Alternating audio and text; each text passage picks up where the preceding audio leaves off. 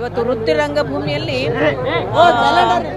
ಒಬ್ಬ ಕಲಾವಿದನಾಗಿ ಬಹಳ ಮುಖ್ಯವಾಗಿ ಒಂದು ಕಂಪನಿಯಲ್ಲಿ ಕಲಾವಿದನಾಗಿ ದುಡಿದು ಒಬ್ಬ ಮಾಲೀಕನಾಗ್ತಕ್ಕಂಥದ್ದು ಬಹಳ ದೊಡ್ಡ ಸಾಧನೆ. ಅದು ಬಹಳ ದೊಡ್ಡ ಸಾಧನೆ. ಜೊತೆಗೆ ಅನೇಕ ಕಲಾವಿದರು ತಮ್ಮ ಹೊಟ್ಟೆಪಾಡನ್ನು ನೋಡಿಕೊಂಡು ಕಂಪನಿ ನೋಡಿಕೊಂಡು ಬದುಕೋದೇ ದುಸ್ತರ ಆಗಿರುವಂಥ ಈ ಸಂದರ್ಭದಲ್ಲಿ ನಮ್ಮ ಅವರ ಶ್ರೀಮತಿ ಪ್ರೇಮ ಅಂತೀವಿ ನಾವು, ಅವ್ರು ಹೇಳೋ ಹಾಗೆ ಉತ್ತಮವಾಗಿ ಮಕ್ಕಳನ್ನು ಸಾಕಿ ಹೆಂಡತಿಯರನ್ನು ನೋಡಿಕೊಂಡು ಮತ್ತು ಬದುಕಿಗೆ ದಾರಿಯನ್ನ ಮಾಡಿಕೊಟ್ಟು ಎಲ್ಲವನ್ನೂ ಕೂಡ ಸುಖವಾಗಿ ಕಂಡುಕೊಂಡು ಹೋಗಿದ್ದ ಅಂತಕ್ಕಂಥದ್ದಿದೆಯಲ್ಲ, ನಿಜಕ್ಕೂ ಕೂಡ ಈ ರೀತಿಯ ಬದುಕು ಕೂಡ ಅನೇಕ ಕಲಾವಿದರಿಗೆ ಒಂದು ಮಾದರಿ ಬದುಕು ಅಂತ ನಾನು ಹೇಳಬಲ್ಲೆ. ಯಾಕಂದರೆ ಎಷ್ಟೋ ಜನ ಹೆಂಡತಿಯರಿಗೆ ಮತ್ತು ಮಕ್ಕಳಿಗೆ ಕುಟುಂಬಕ್ಕೆ ಏನೂ ಆಧಾರ ಆಗ್ಲಾರ್ದೇ ಹೊರಟೋಗಿರ್ತಾರೆ.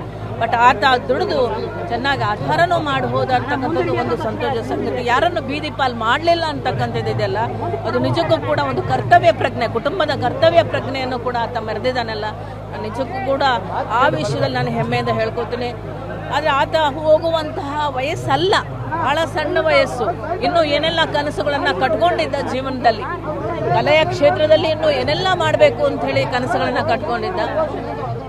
ಇದು ದುರಾದೃಷ್ಟ ಮತ್ತು ನಮ್ಮೆಲ್ಲರ ದೌರ್ಭಾಗ್ಯ ಅಂತ ಭಾವಿಸ್ತೇನೆ. ಆತ ನಮ್ಮೊಂದಿಗೆ ಇಲ್ಲ ಅನ್ನೋದಕ್ಕಿಂತಲೂ ಆತನ ನೆನಪುಗಳು ನಮ್ಮಲ್ಲಿ ಸಾಕಷ್ಟು ಇರೋದ್ರಿಂದ ರಂಗಭೂಮಿಗೆ ಅದು ಶಕ್ತಿಯಾಗಿ ಮೂಡಿಬರಲಿ ಅಂಥೇಳಿ ನಾನು ಈ ಸಂದರ್ಭದಲ್ಲಿ ಅವನ ಆತ್ಮಕ್ಕೆ ಶಾಂತಿ ಕೋರಿ ಅವರ ಕುಟುಂಬಕ್ಕೂ ಕೂಡ ಧೈರ್ಯ ಕೊಡುವಂಥ ಶಕ್ತಿ ಭಗವಂತಲ್ಲಿ ಕೊಡಲಿ ಅಂತ ಕೇಳ್ಕೊತೇನೆ.